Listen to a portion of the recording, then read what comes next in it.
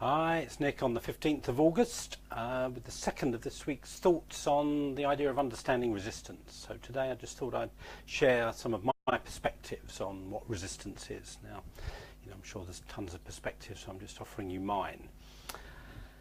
If you watched any of the broadcasts last week, I talked about why I love A Course in Miracles, and one of the reasons is it's very clear that there's really only two things going on. There's love and fear going on, or inspiration and fear, or creativity and fear, whatever language you want to use. So using that perspective, I see resistance as simply the way that fear shows up in our mind and in our lives. But I think fear is actually quite clever. I don't think fear is always very wise, but I think it's often quite clever. So what happens is that our resistance doesn't show up as straightforward fear. Because if it did, I think we would just kind of recognize it and go, oh, look, this is me just being afraid. If I was bold and courageous, then I would go ahead and do this. So I think what the fear does, I almost feel like, I heard this analogy once, which I loved, is like resistance has its own PR agency, because I think we have so many levels of resistance. We have our conscious kind of fears, we have our unconscious fears, and maybe even subconscious fears. So sometimes, we don't even know what we're afraid of. We just have this tangible, palpable feeling of fear or anxiety or trepidation or dread or whatever it is about doing something. We can't even logically kind of give it a name, or we don't even really know what we're afraid of. So I think what resistance does is it's quite clever. So instead of us kind of realizing, oh, I'm afraid, it kind of sends up press releases from our kind of unconscious mind to our conscious mind, and goes, for example, it will go, well, that was a brilliant idea to write that book. I really think it's a fantastic idea. You'd probably really enjoy writing that book. Have you thought about, how many trees you're going to have to cut down to have your book published? Have you thought about what would happen if, you actually kind of did yourself harm by writing a book, and you gave yourself a bad reputation because people didn't like what you wrote in your book?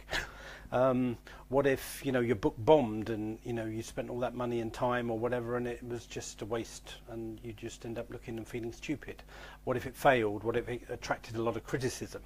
So you suddenly start thinking, oh, that's quite sensible, really, isn't it? And there is a validity to all those thoughts. But this is where resistance, I like the idea of resistance hijacks our thinking. So it makes us think in fearful ways when we actually think that we're thinking logically, if that makes sense. So resistance, the language I use is it's not our highest thinking. If you feel really inspired to write a book, I think that's your highest thinking, for example, or to give a talk or show up or do, express yourself creatively or express your love and leadership in the world. That's your highest thinking. And then resistance will kind of come in to try to nibble away at that kind of confidence that you have, and it will try to undermine you, and it will try to keep you safe. And I think, what's important to see is, resistance will tell you it wants to keep you safe, but it's actually trying to keep you safe in a very controlling way. It just wants to hold you back. It just wants to keep you playing small and run by your own fears. So it is, say, important that you feel safe about showing up in the world, but the way you feel safe is not by holding back. The way that you feel safe is to grow in confidence, is to learn how to handle situations, to build your self-worth and self-esteem, and maybe you get to be confident by learning skills. So the motivation to be safe is great, but resistance will stay safe by staying small. And I think we can, the language I use is we can play big in our lives and still be safe and still feel safe. So I do not believe that ultimately resistance has our best interests at heart. It's kind of serving itself. It wants fear to run the show in our life and in our minds. That's my way of looking at it. Once we understand that, we can begin to understand more of the ways that it shows up, and that, lots of things that appear very logical, like, procrastinating or making lots of plans or doing lots of research, they can be fantastic things, but resistance can then hijack them and use them as delaying tactics and use them as tactics to hold you back. So here's the bottom line, I guess. What resistance does, it can ultimately, there are probably things that we recognize as resistance, and maybe I'll dive into this more tomorrow. So we would recognize things like procrastination or making plans but not implementing, keep making excuses or getting into drama or getting upset or whatever, we can recognize those things as resistance. But I think what resistance also does is it kind of hijacks things that are actually quite healthy but uses them against us. You know, I joke, and I'll just share it quickly to finish this this little episode off. But I remember when I was thinking, probably about 20 years ago now, when I was thinking about writing my first book, I'd just been with my partner at that point for about a year or so.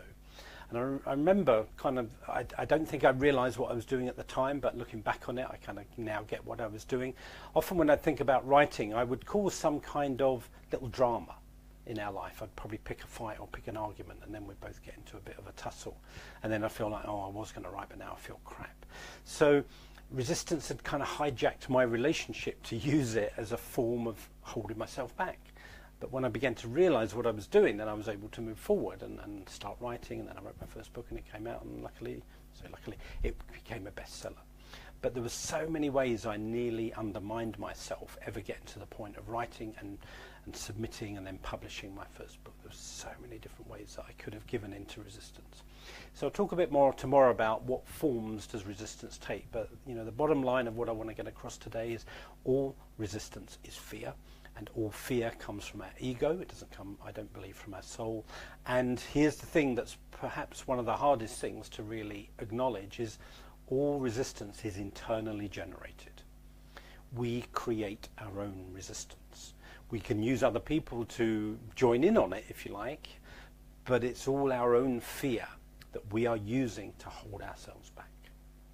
Because ultimately we think we're afraid to blossom, we think we're afraid to become all that we can be. And one of the lessons I'll talk about, actually, what I think our greatest fear often is not of failure. I think sometimes our greatest fear is of success, but I'll talk about that later in the week. Okay, hope this has been helpful. God bless. Enjoy. Bye-bye.